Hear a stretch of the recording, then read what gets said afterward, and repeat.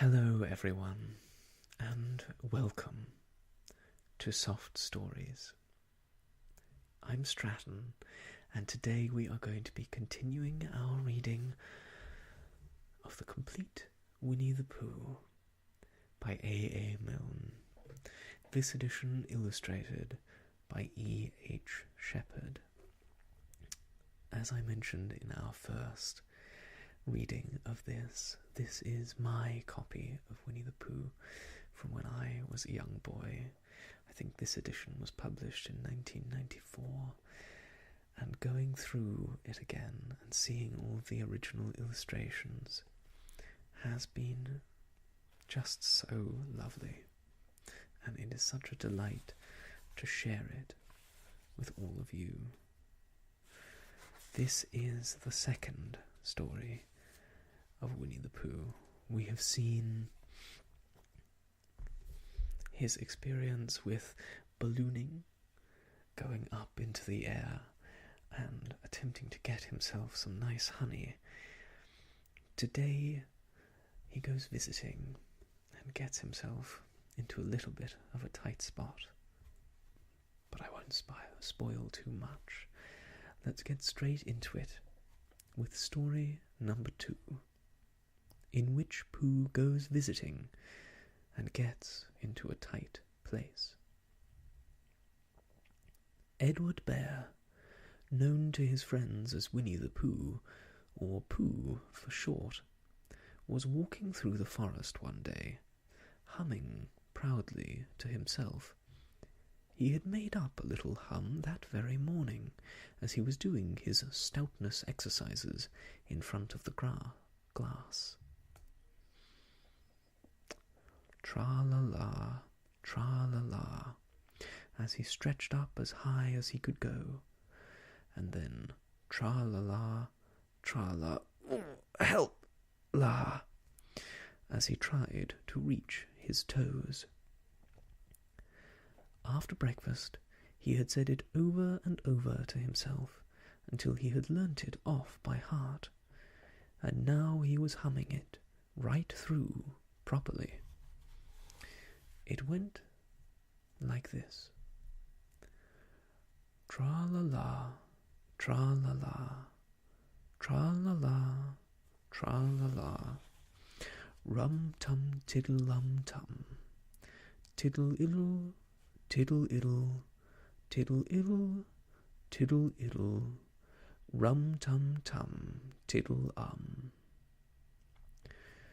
Well, he was humming this hum to himself, and walking gaily along, wondering what everybody else was doing, and what it felt like, being somebody else, when suddenly he came to a sandy bank, and in the bank was a large hole. "Aha," said Pooh, rum-tum-tiddle-lum-tum. "If I know anything about anything, that hole means rabbit," he said. "And rabbit means company," he said. "And company means food, and listening to me humming, and such like. Rum-tum-tiddle-lum-tum." So he bent down, put his head into the hole, and called out, "Is anybody at home?" There was a sudden scuffling noise from inside the hole, and then silence. "What I said was, 'Is anybody at home?'" called out Pooh very loudly.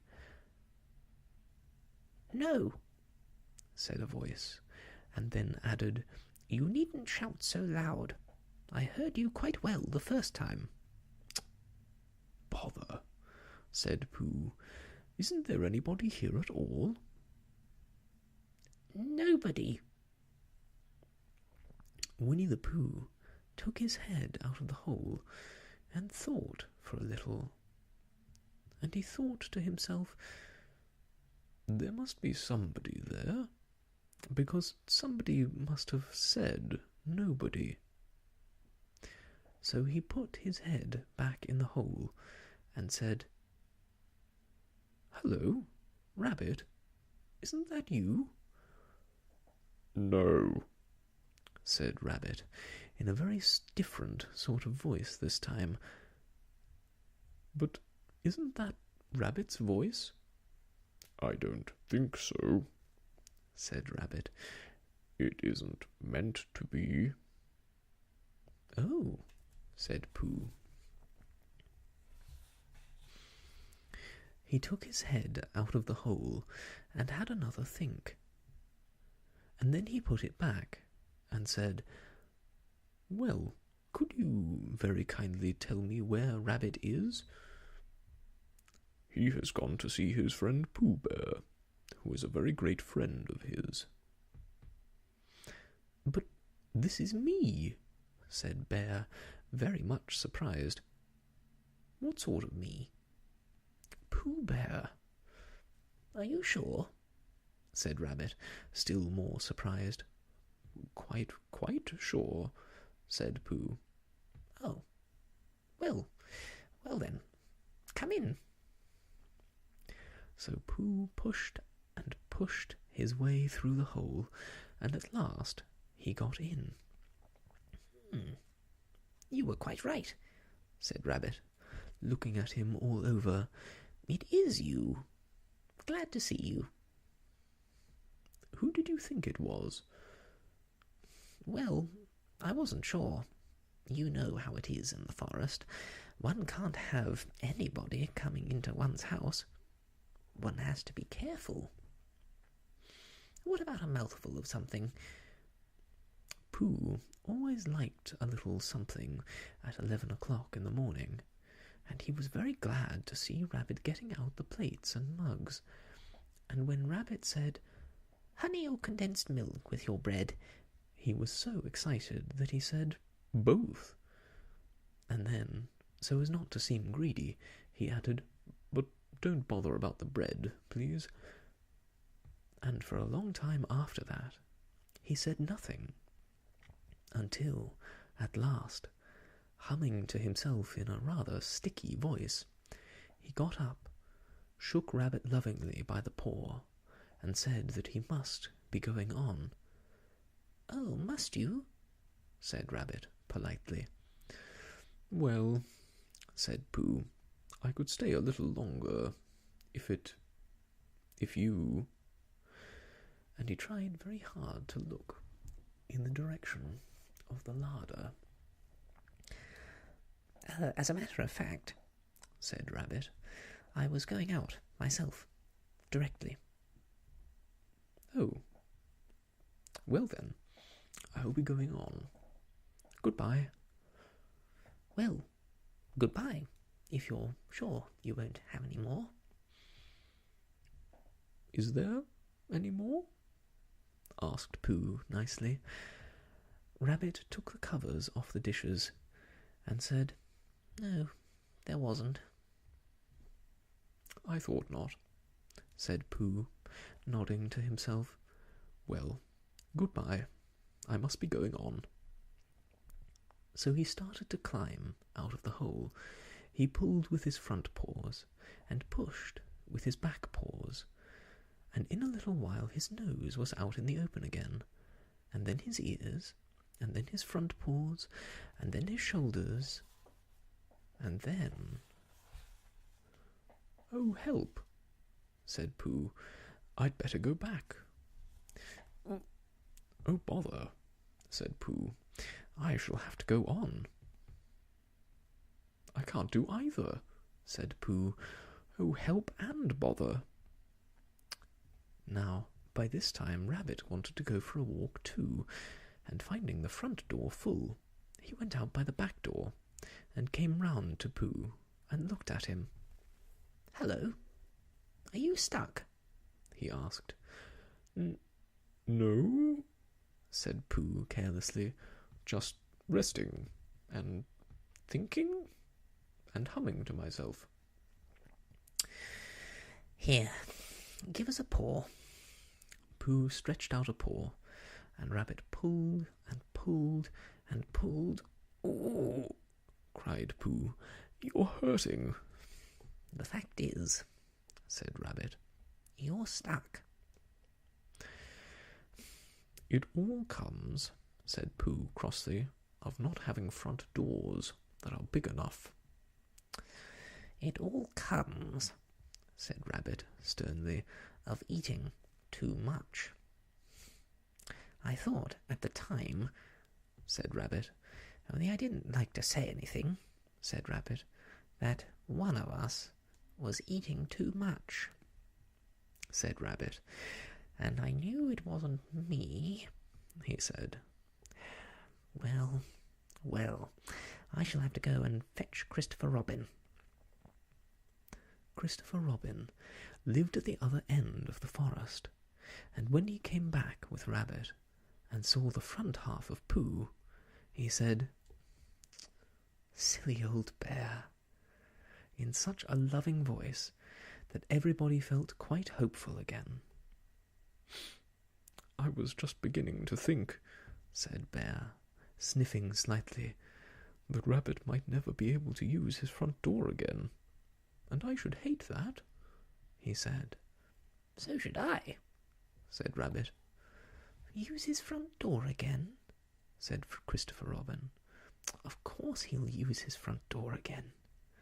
"Good," said Rabbit. "If we can't pull you out, Pooh, we might push you back."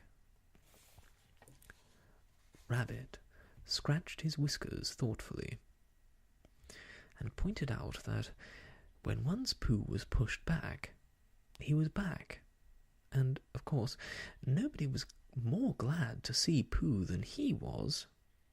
Still, there it was.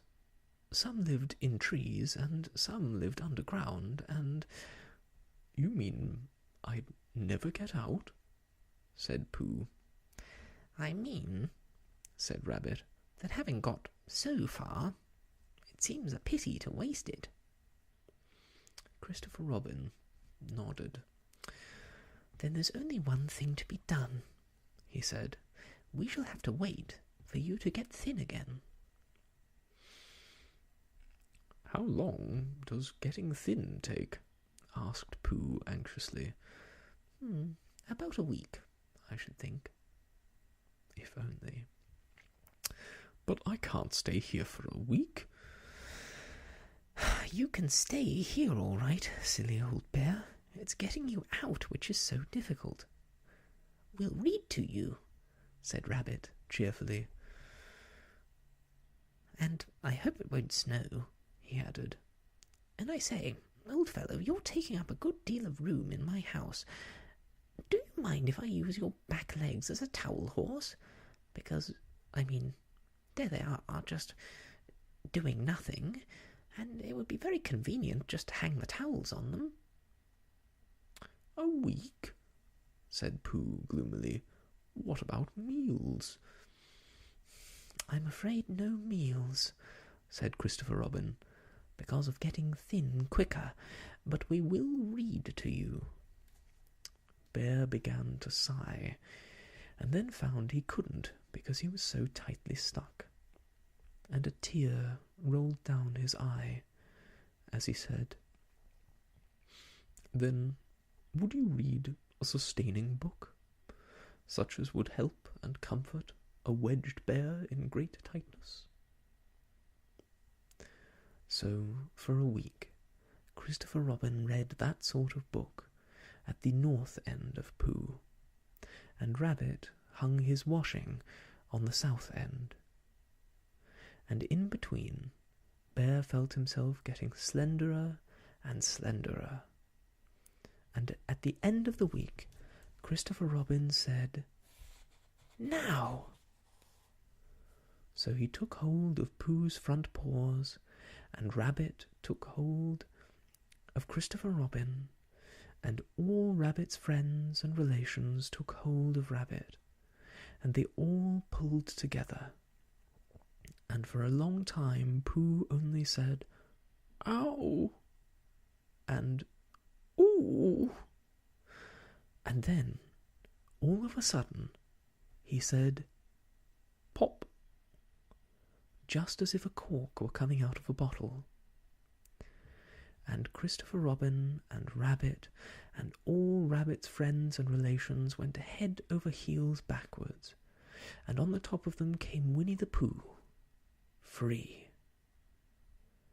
So, with a nod of thanks to his friends, he went on with his walk through the forest, humming proudly to himself.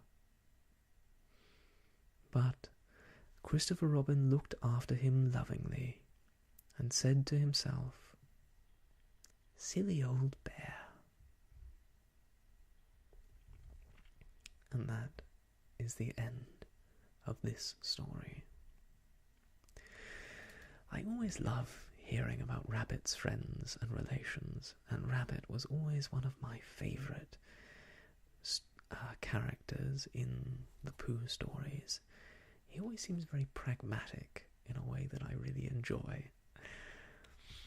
We have here a picture of poor Pooh stuck in his hole at this end, and all of Rabbit's friends and relations, and then there's Piglet in there too, all helping to pull him out. I think the thing I like most about Rabbit's friends and relations is that they're not all just rabbits. He seems to be relatives of all of the little animals of the 100-acre wood, be they dragonflies, or hedgehogs, or field mice, or weasels. All of them are part of this larger family, just as we are all part of a larger human community.